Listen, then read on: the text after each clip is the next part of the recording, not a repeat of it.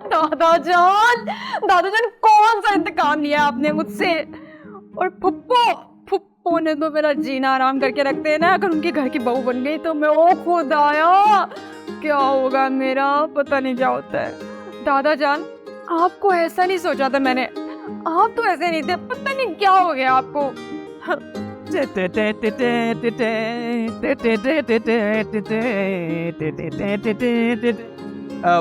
परिया, मुझे ना तुमसे शर्म आ रही है।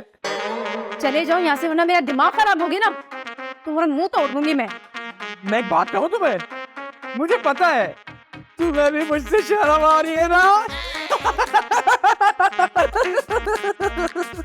ओ मेरे खुदाया, क्या होगा मेरा? निकलो, तुम कहीं भी निकलो यहाँ से। दादाजान, आपको मैं ऐसा नहीं समझती थी। ये सारा किया धरा ना शेर अली का है। शेर अली, तुम्हें तो मैं नहीं छोड़ूंगी, तुम्हें तो नहीं छोड़ूंगी मैं। दादा कहाँ जा रहे हैं? सब अंदर हैं। अरे कहाँ है तुम्हारी वो नौकरानी जिसकी तुमने दावत की थी? आहिस्ता बोले दादा। अच्छा वो नहीं आई, वो अम्मी देख लेती तो चिढ़ जाती। तुम्हारी माँ जानती है उसे? जी हाँ, पहले वो हमारे घर ही काम करती थी। अम्मी ने एक छोटी सी मामूली सी गलतफहमी की वजह से उसे खड़े खड़े निकाल दी। हाय हाय हाय, वैसे है कैसी? है तो प्यारी दादाजी, लेकिन बेचारी गरीब थी, नौकरी चली गई तो मैंने कहा आपके घर लगवा लूं तो उसकी हेल्प हो जाएगी। तुम अपनी हरकतों से बात नहीं आओगे ना? अरे नहीं नहीं, हम तो वैसे ही दिल लगी कर रहे थे। मर्दों में ये बातें होती रहती हैं, और वैसे भी हम दादा पोते कम और दोस्त ज्यादा है, क्यों शेर? जी जी जी जी। मतलब शायान जो कह रहा था वो बिल्कुल ठीक है। शायान क्या कह रहा था? यही कि आप दोनों मिले हुए और आप लोग मिलके मेरी और शायान की शादी करवा रहे हैं। इसी वजह से ही तो फुप्पो भी खामोश हो गई है। अरे नहीं नहीं, मैंने फैसला कर लिया है और मेरी बात पत्थर पर लकीर है। तो फिर पूछे अपने इस नमूने दोस्त से कि आपके पत्थर पे लकीर को मिटाकर आपका गरूर और मेरी जिंदगी दोनों दांव पे लगा रही है। दादाजी मेरी बात सुने, अगर इसकी शादी शायान से नहीं हुई तो अम्मी जो है इस घंटी को मेरे गले बांध देंगी। दादाजान, ये मुझे घंटी कह रहा है। अरे बेवकूफ, ये घंटी नहीं घंटा है। दादाजान, मेरा मतलब है कि घर में सब मौजूद है, अब सबके सामने बात होगी। आओ मेरे साथ। मेरी नींदें खराब करके खुद मजे से सो रहे हो, ऐसा होने नहीं दूंगी मैं। अरे कौन कमबख्त आराम से बैठा हुआ है? अरे तुम टेंशन ना लो, 2-4 दिन रुक जाओ। अब्बा जी का गुस्सा ठंडा होता है तो मैं खुद जाके बात करता हूँ अब्बा जी से। बस तुम तो रहने ही दो, यहाँ बैठ के बस बातें भगार रहे हो। वहां तो तुम्हारी जुबान ना खुली। हर एक बंदे को मौका मिल गया ये कहने का कि सविता की बहू तो रेशमा ही बनेगी। मुझे क्या पता था कि अभी तक शेर अली उस नौकरानी के चक्कर में पड़ा हुआ है। मैं तो उसे अच्छा खासा माकूल और अक्लमंद इंसान समझता था, ना कटपटी। मैंने तो मौके पर ही उस नागिन का सर कुचल दिया था, लेकिन तौबा तौबा, मुझे नहीं मालूम था कि वो पलट के इतना भयानक वार करेगी। तुम तो बहुत ही खुश हो गए ना, सुल्ताना पुप्पो से किया हुआ वादा भी पूरा हो गया और मोहब्बत भी समेट ली सबकी। तुम्हारा मिशन भी मुकम्मल हो गया और तुम हो वैसे ना बहुत ही शातिर। अरे भाई मैं सच बोल रहा हूँ, बताओ मुझे तुम जैसे लोगों से भी कहना पड़ रहा है कि मैं सच बोल रहा हूँ, मेरा यकीन करो। रेशमा से मेरा कोई ताल्लुक नहीं है, वो तो मैंने मामला कुछ अरसे के लिए टालने के लिए सुल्ताना पुप्पो से हेल्प के लिए कह दिया था। ज्यादा स्मार्ट बनने की ना बिल्कुल जरूरत नहीं। तुम्हें पता है दादाजान कितना अपसेट थे जब दादाजान को पता चला कि जिस लड़की को वो पसंद करते हैं शेर अली साहब भी उसी पर डोरे डाल रहे हैं। मुझे इल्हाम हुआ था कि दादा को वही पसंद थी, रेशमा। कैसे यकीन दिलाऊं? दादाजी का दिल टूटा है, उन्होंने गुस्से में वो भी कह दिया जिसका उन्होंने तसव्वुर भी नहीं किया। दादाजी ने तो मुझे खुद कहा था कि जहां मैं बोलूंगी ना वो वही शादी करेंगे। अच्छा तुम एक काम करो, रेशमा को कॉल करके कल सुबह बुला लो, मैं बात करता हूँ उससे। तुम्हारा दिमाग खराब है? मैं उस मनोज मारी की शक्ल नहीं देखना चाहती, तुम कह रहे हो कि मैं उसे बुलवाऊं?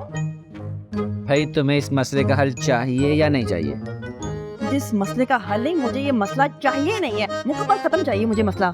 हाँ तो फिर जैसा मैं कह रहा हूँ वैसा करो, कॉल मिलाओ रेशमा को, बुलाओ उसे, मिलाओ कॉल।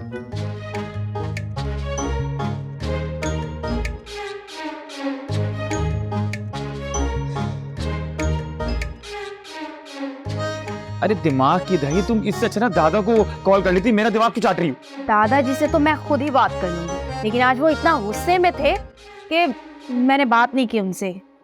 हाँ, ये बात तुमने सही कही है, वाकई गुस्से में थे, हम भी आराम से इसलिए आ गए, लेकिन अम्मी और डैडी उफ, वो अभी तक झगड़ रहे।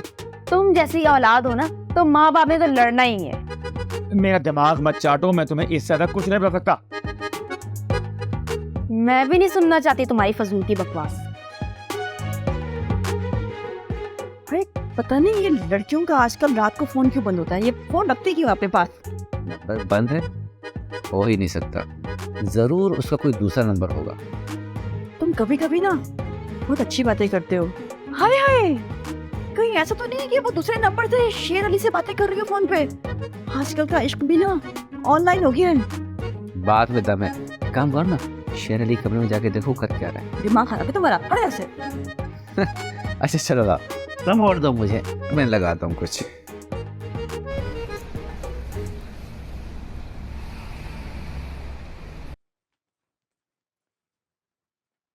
किससे बात कर रहा था? रेशमा से ना?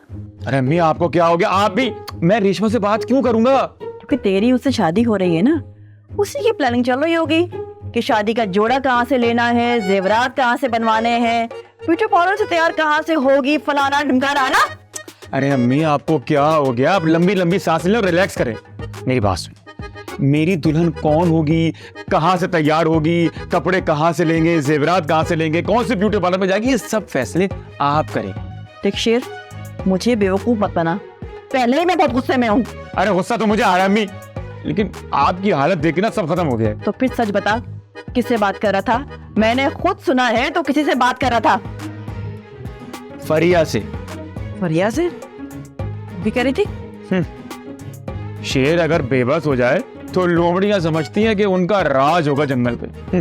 देखिए शेर और लोमड़ी की कहानी ना मुझे मत पता, मुझे बता कि बात क्या है। अरे वो भी यही कह रही थी कि सब मेरा किया धरा और नाराज भी हो रही थी।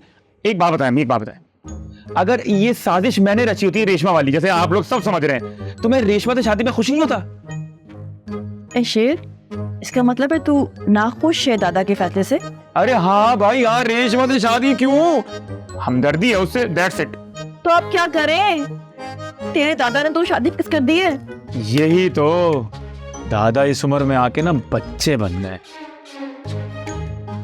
बच्चे बन गए हैं ना, तो बच्चे को बहलाने के लिए अब खिलौने का इंतजाम करना ही पड़ेगा। देख शेर, तेरी ये बातें ना मेरे सर पर से गुजर रही हैं।